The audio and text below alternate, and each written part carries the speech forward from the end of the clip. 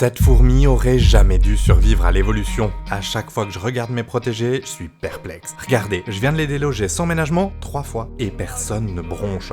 Comment elles ont fait pour pas se faire poutrer par le premier prédateur venu? Genre, je sais pas, un paresseux. Bon, c'est un exemple random, mais vous voyez l'idée. Et pourtant, l'espèce est toujours là. Je le sais, j'en ai dans mon armoire. Fringante et enthousiaste après des millénaires de changements et de catastrophes. Comment c'est possible? Pour en avoir le cœur net, je l'ai mise avec une fourmi d'une autre espèce. Normalement, c'est un combat à mort qui débute. Surtout que ça, c'est la fourmi la plus molle que j'ai, et ça, la plus agressive. Sauf que ce qui s'est passé était complètement inattendu. C'est quand je me suis occupé d'un problème d'acariens que j'ai vu leur potentiel. Leur lointaine cousine, c'est des sprinteuses pour fuir rapidement l'ennemi, y compris avec le couvain. Il y a aussi des guerrières qui montent la garde avec un air menaçant, voire même qui se dressent face à l'envahisseur, sans peur. D'autres organisent des guerres fratricides de plusieurs milliers de combattants, malgré leur toute petite taille. Mais ces fourmis, une vitesse digne d'un arrêt sur image et une agressivité proche d'un escargot sous Xanax. Regardez, quand je m'approche d'elles, soit elles s'en battent les steaks, soit elles font un demi-tour bien senti. Mais à ce rythme, elles vont pas fuir bien loin si un prédateur arrive.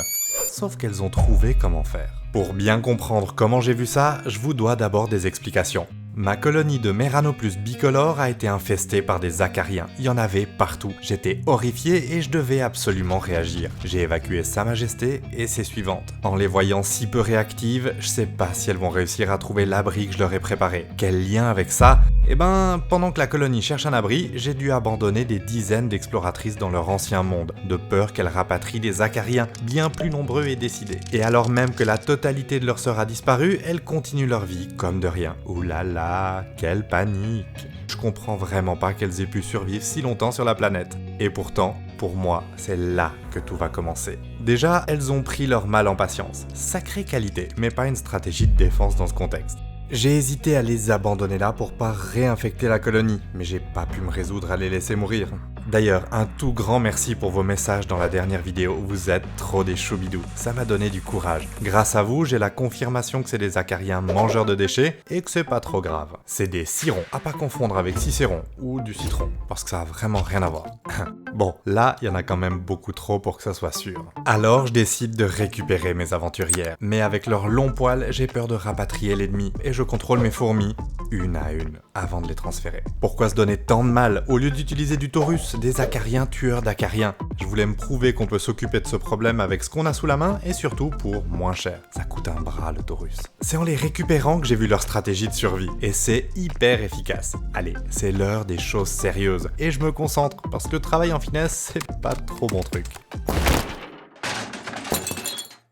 Ok, c'est parti. Et là, personne ne bronche. Elles sont à peine curieuses. Ouh là là, notre sœur est capturée. Qu'est-ce qu'on va faire? Il y en a même une qui monte sur la pince pour se moquer. Alors, je vous aurais menti, elles savent pas se défendre. Mais si, regardez, une défense chimique. Elle a sorti son dard et produit une goutte d'acide, sans doute pour repousser l'intrus que je suis. Et à partir de là, enfin une réaction de ses sœurs. Il y en a une qui prend d'assaut la pince avec courage et bravoure. Et de nouveau de l'acide. Je pensais qu'elles allaient toutes fuir à la première occasion, mais que nenni. Par contre, une fois la captive disparue, ou si je prends rapidement une des leurs, c'est le néant. Foutu pour foutu, elles continuent leur vie sans se poser la moindre question. C'est comme quand j'ai balancé la colonie. Vous voyez, c'est l'encéphalogramme plat.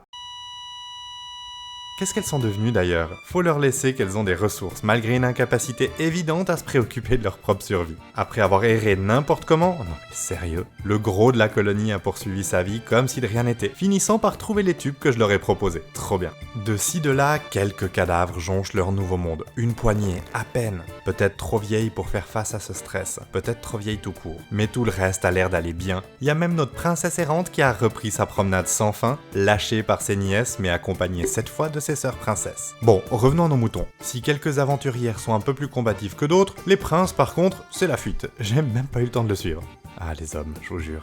Bon, c'est tout comme défense, marcher lentement, pas réagir et produire de l'acide? Ah non, elles ont encore un petit tour dans leur sac, et bien plus efficace si vous voulez mon avis. Vous vous souvenez quand je les taquinais avec ma pince? Elles l'ont fait. Discrètement, mais elles l'ont fait là. Vous l'avez? Non?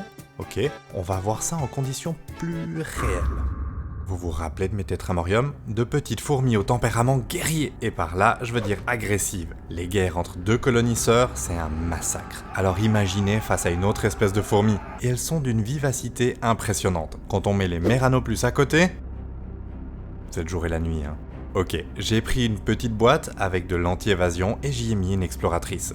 Elle est un peu déboussolée et commence par un peu de toilettage. Elle sait pas qu'elle va avoir de la visite et qu'elle va se retrouver face à Paulette, une tétramorium. Elles vont forcément se rencontrer. Qu'est-ce qui va se passer? Au début, les deux sont trop occupées à cartographier les lieux. Elles s'observent de loin sans faire de cas. Elles vont se rencontrer et... Autant pour la Meranopus, je suis modérément surpris, autant pour la tétramorium, c'est plus étonnant. Comment ça se fait? On va augmenter la pression.